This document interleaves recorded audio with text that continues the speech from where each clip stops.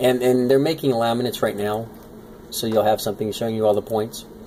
If you go to this controller and you open it up, you can see it's got a graphic page in it. It's got groups where you can make history groups, because you can't do histories on these things. Here's your inputs on the controller. If you right click and hit view, you might already, you just do the same stuff? It was 10 years ago, but yeah, I used to mess with this a lot. Okay, so same thing. You open it up, I can see live values here. And here are the channels coming into the controller.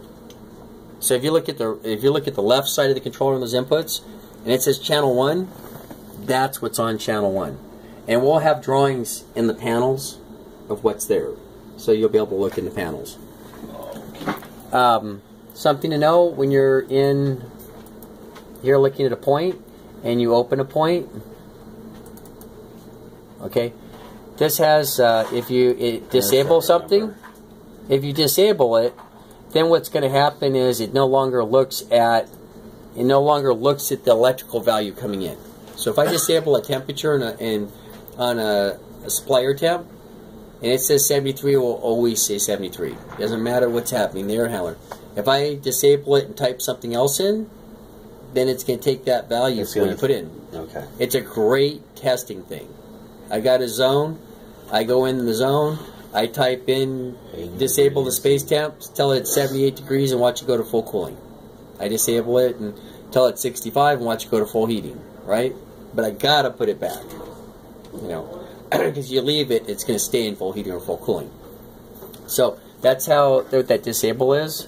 When you're looking at this sheet, anytime you're in an editor like this, it does not automatically update. So let's take a supplier temp or something, space temp. Okay, so we're in here, right? I'm looking at this. I could leave this point block open for like 6 hours. It's still going to say 69.4. If I hit refresh, it'll update it every time I hit refresh. If I did the same thing and looked at it from a list view, which I just right-click and hit view, it'll make a list of it. The list will automatically refresh. So this will keep updating. The graphics will keep updating if you're on them. But if you're in a point operator, keep in mind you got to be hitting refresh to see it updating, because you'll think it's not working, and then you hit refresh, it's a totally different number. Outputs are the same way. You get an output. If you disable it, that drive's getting 71.8. I set it. I tell it put 80 and hit apply. It's going to go to 80, and it'll stay at 80 until I enable it again. I always, by habit, just because I do this so much, when I do anything, I always hit apply and refresh and look at it. If you just hit, change something, you hit OK. If you just hit OK, it's going to close the point, but it's going to accept what you did. But I like to see what I did. So I hit apply and refresh, and I can see what I did.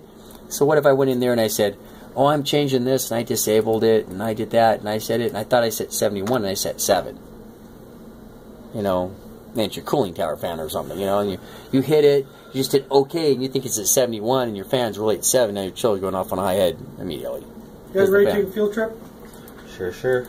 So does that make sense? You're aware that you're still under my passcode, right? Since you're doing all those disabling and all by the time I'm done, you won't even have a job. I'll be your Facebook friend later on, man. Yeah, I'm already running that list. What were you doing all day?